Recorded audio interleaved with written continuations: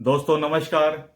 दोस्तों मैं बिमल शाही आप सभी लोगों का अपने चैनल में स्वागत करता हूं और उम्मीद करता हूं कि आप लोग सब लोग स्वस्थ होंगे एवं मस्त होंगे। सभी राष्ट्रवादियों और सनातनियों से ये निवेदन रहेगा कि आप लोग मेरे चैनल को सब्सक्राइब कर लीजिए और वीडियो को लाइक एवं शेयर भी कीजिए। दोस्तों हम लोग बात करने जा रहे हैं यूपी 2027 से विधानसभा चुनाव और उसमें जो अखिलेश यादव जो रणनीति अपना रहे हैं उसकी चर्चा हम लोग करेंगे। दोस्तों तो बिहार चुनाव 2025 से सबक लेते हुए अखिलेश यादव जो है 2027 के लिए रणनीति बना रहे हैं। जिस तरह से 2025 में बिहार विधानसभा में महागठबंधन की हार हुई है और जो समीक्षा कारणों में जो चीजें उभर कर आई हैं, तो उसमें सबसे प्रमुख चीज थी क्या तो जो शासन प्रशासन को लेकर जो सॉन्ग्स बनाए जा रहे थे, गाने बनाए जा रहे थे, उसको एक बहुत बड़ा रीजन माना गया है बिहार विधानसभा चुनाव में आरजेडी के हार का। आपने सुना ही होगा कि कट्टा मार दे भैया जब सरकार में आएंगे, उठा ले जाएंगे, सिक्सर के 6 गोली, बला बला, इस तरह के गाने बहुत बिहार में चल रहे थे। तो जो आम वोटर्स हैं, जो मिडिल क्लास के लोग हैं, जो शरीफ लोग हैं, उनको इस चीज से बड़ा तकलीफ लगा और उन्होंने मन में ये ठान लिया कि कुछ भी हो जाए, इस तरह की गुंडा समाज के लोगों को सरकार में आने नहीं देंगे। और उन्होंने साइलेंट वोटर्स थे, ये जो वोटर्स होते हैं साइलेंट वोटर्स होते हैं, और उन्होंने एनडीए के पक्ष में, बीजेपी के पक्ष में, जेडीयू के पक्ष में अपना मतदान किया। और जो नहीं भी चाहते थे, जो अगर थोड़ा बहुत सरकार से नाखुश थे, तो इस तरह के जो गाने थे उनको लेकर जो है उन्होंने अपना राय बदला कि नहीं भाई, कुछ थोड़ा बहुत इधर उधर है लेकिन यही सरकार ठीक है। तो उन्होंने भी एनडीए बीजेपी को ही वोट दिया। तो इसी चीज को लेकर समाजवादी पार्टी भी चिंतित है, क्योंकि उनकी भी छवि कोई बहुत ज्यादा साफ सुथरी नहीं है। वहां पर कहा ही जाता है जिसके हाथ में समाजवादी पार्टी का झंडा वही है गुंडा, ये वहां कहावत है।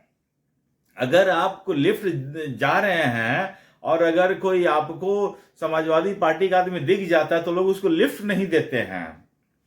मायावती ने ही कहा था, स्लोगन दिया था, चढ़ गुंडों की छाती पर, मुहर लगेगा हाथी पर। तो समाजवादी पार्टी भी जो है, आज उनके मुखिया ही अखिलेश यादव ने प्रेस कॉन्फ्रेंस किया और उसमें कहा कि बिहार जैसे गाने मत बना देना। और उन्होंने ये भी कहा कि अगर कोई गाने बन भी जाए तो उनको हमारा गाना मान मत लेना, एआई का जमाना है, कोई भी गाना बना देगा। लेकिन अखिलेश यादव, अभी आपका जो परसेप्शन बन गया है ना, ये परसेप्शन बहुत बेकार चीज होता है।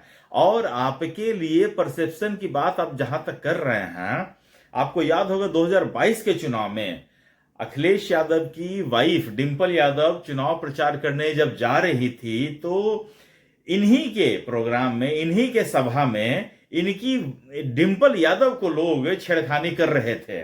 आप अगर वीडियो देखेंगे, यूट्यूब पर वीडियो मिल जाएगा, उसमें डिंपल यादव को कहना पड़ा था कि इस तरह के बदतमीजी नहीं कीजिए, नहीं तो हम भैया को बोल देंगे। तो इस तरह तो इनके अति उत्साहित कार्यकर्ता हैं जो आउट ऑफ कंट्रोल रहते हैं अखिलेश यादव को लेकर, इनके पक्ष में बयान देने को लेकर।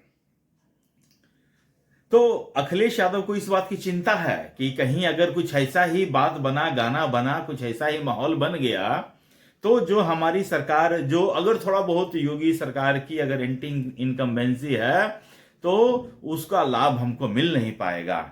वैसे ही एक समुदाय के लोग हैं, वो अंदर से भरे बैठे हैं कि हम किस दिन बीजेपी की सरकार को उखाड़ कर फेंक दें।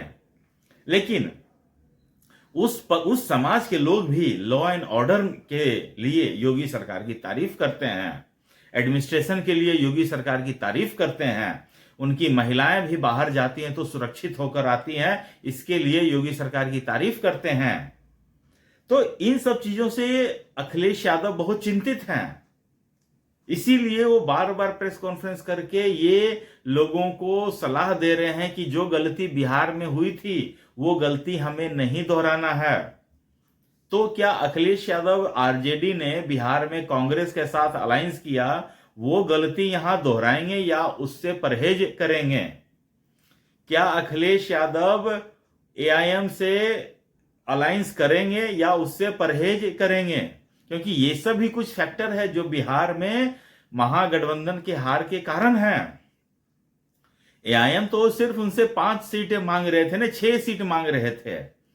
कांग्रेस ने, आरजेडी ने एआईएम को महागठबंधन में शामिल नहीं किया।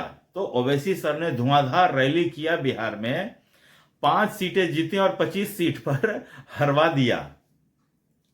कांग्रेस को 61 सीट दिए, कांग्रेस 61 सीट में से 6 सीट जीती। पिछले बार कहा जाता था कि पिछले बार 70 सीट में 19 सीट जीते तो इस बार कांग्रेस को भी लगा कि हम बहुत ज्यादा सीटें जीत सकते हैं। लेकिन कांग्रेस का तो बिहार में वोटर्स ही नहीं है, कैंडिडेट्स नहीं है, वोटर तो बहुत दूर की बात है। तो क्या अखिलेश यादव इन सब चीजों पर ध्यान देंगे या सिर्फ गाने वाले फैक्टर पर ही ध्यान देंगे? तो अखिलेश यादव को बहुत सारा चीज सोचना है, समझना है, रणनीति बनानी है। सिर्फ एक रणनीति के ऊपर काम करने से अखिलेश यादव मतलब का गुजारा चलने वाला है, ऐसा नहीं है।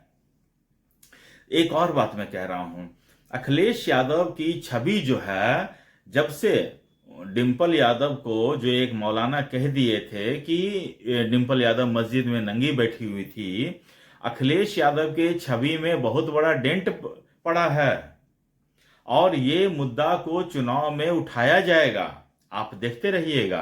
तो अखिलेश यादव को इस पर बहुत ध्यान देना पड़ेगा, नहीं तो फिर बहुत मुश्किल है। अखिलेश यादव के दामन में इतने छेद हैं कि एक छेद को ढकने जाएंगे तो दूसरा छेद मुंह बाए खड़ा है। अखिलेश यादव कितना छेद ढकेंगे?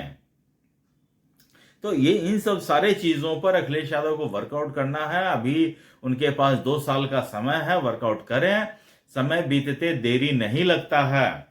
उधर से बीजेपी बिल्कुल पूरी तरह से तैयार है, योगी सरकार बिल्कुल तैयार है अपने कार्यक्रम को लेकर, अपने डेवलपमेंट प्रोग्राम्स को लेकर, अपने अचीवमेंट्स को लेकर वो जनता के बीच जाएंगे। तो देखने वाले 2027 का यूपी चुनाव बहुत इंटरेस्टिंग रहने वाला है, उसकी खबर आप लोग तक हम पहुंचाते रहेंगे, एनालिसिस करते रहेंगे। तो दोस्तों, मुझे आज के लिए इतना ही अपडेट देना था। आप लोग अपना ख्याल रखिए, स्वस्थ रहिए, मस्त रहिए। तब तक के लिए नमस्कार, बाय।